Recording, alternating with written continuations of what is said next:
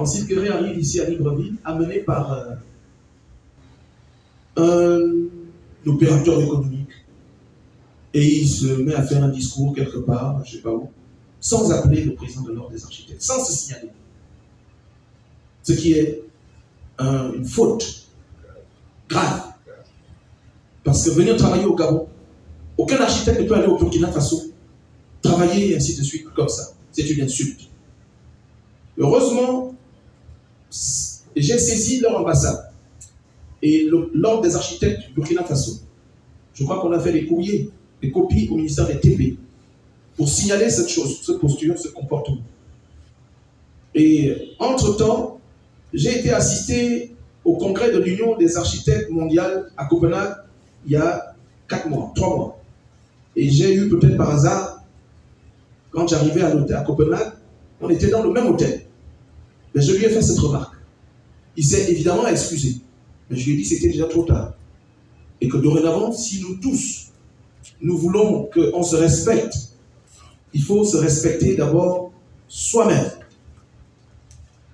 Je n'étais pas, moi, en droit d'aller former Francis Kéré des codes déontologiques professionnels parce qu'il a heurté la communauté des architectes gabonais et d'Afrique en faisant ça, en débarquant ici.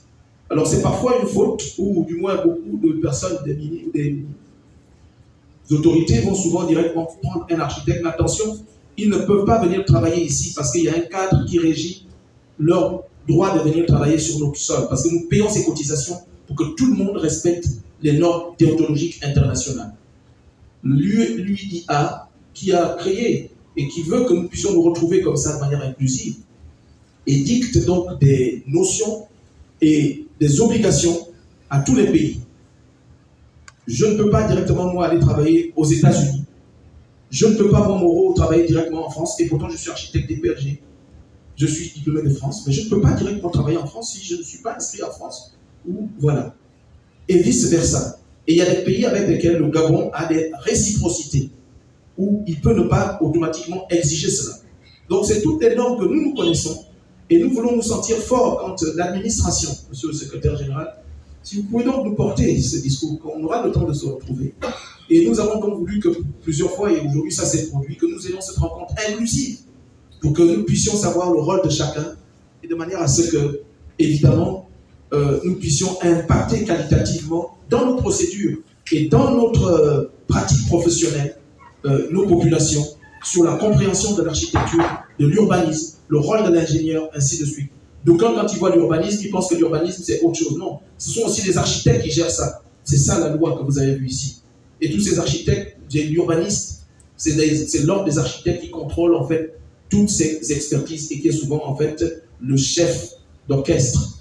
Voilà un peu les précisions que j'ai voulu faire ici et que, au terme de cette journée, je tiens à vous remercier, monsieur le secrétaire général, d'être venu et de remercier le ministre de nous avoir fait l'honneur et nous avons compris qu'il n'a pas pu se déplacer et de renforcer, donc de connaître la place qu'il y a des architectes dans notre département.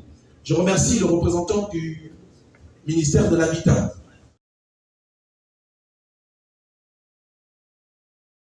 La task force est tout simplement un outil que le gouvernement a mis en place pour contrôler les instances d'alerte. Contrôler les instances d'alerte à travers la revue des procédures de maîtrise d'ouvrage. Les procédures de maîtrise d'ouvrage sont contrôlées, sont connues. Lorsque on passe à la commande publique, il y a toute une procédure qui commence par l'ouverture d'un dossier. Au niveau de la DGAP, on commence par demander un avis de non-objection. Et dans cet avis de non-objection, on précise l'imputation budgétaire. Et on doit savoir l'architecte ou les opérateurs qui font. Ensuite, on élabore le texte de référence. On passe à la catégorie. Au titre de cette activité de passation de marché, il y a des ingénieurs, il y a des architectes. Ce sont eux qui élaborent le critère de référence. Au niveau du ministère, il y en a. Le ministère des Travaux publics est en charge du suivi de l'exécution au titre de sa mission régalienne de l'ensemble des ouvrages appartenant à l'État vous aurez peut-être mieux fait de vous demander pourquoi, à ce jour, l'ensemble des constructions appartenant à l'État ne sont pas suivies par le ministère de l'État public. C'est ça aussi le problème.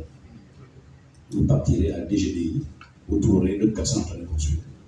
C'est un édifice régalien appartenant au service de sécurité en termes de renseignement, mais c'est construit par une entreprise, c'est suivi par on ne sait qui, alors que les secrets étatiques sont là. C'est pour dire que les plans en termes de sécurisation sont détenus par des tiers. Ça, c'est une problématique que le Conseil de l'ordre peut poser. Ça relève de la sécurité de l'État. Je suis secrétaire général du ministère de l'État public. Je n'ai pas vu passer quoi que ce soit à ce niveau. Les exemples de ce genre, il y en a beaucoup. Chacun veut construire. Et lors qu'il est ministre, il initie un process. Voici les problèmes pour lesquels vous devez vous battre. Quels sont les architectes qui ont construit? Chacun va voir quelqu'un, il voit un ami, un copain architecte qui a posé un cachet. Ce n'est même pas lui qui a conçu. Est-ce qu'il y en a parmi vous qui ont suivi ces travaux, qui ont fait ces plans? Et pourtant, il y a un secret défense derrière, mais qui a construit. La souveraineté du pays est partout. Elle est dehors. C'est ça les vrais problèmes qu'on doit poser. Ok? Sinon, le reste, il est connu, vous le connaissez, nous le connaissons, la compétence, nous en avons. Commencez à un moment par ouvrir ce genre de banc et voir. La task force est là pour aider non seulement l'État, mais aussi les créanciers de l'État qui sont en droit de réclamer leur dû parce qu'ils ont fait le travail. Il faut aussi qu'on arrive à un moment où, que ce soit un major comme Colas, comme Sobéa, aussi bien ces derniers que les petites PME, s'il y en a qui fournissent la vie en termes de surfacturation, la task force est la bienvenue. Ça ne devrait pas être perçu négativement. Donc, soyez rassurés, on y veille. Merci.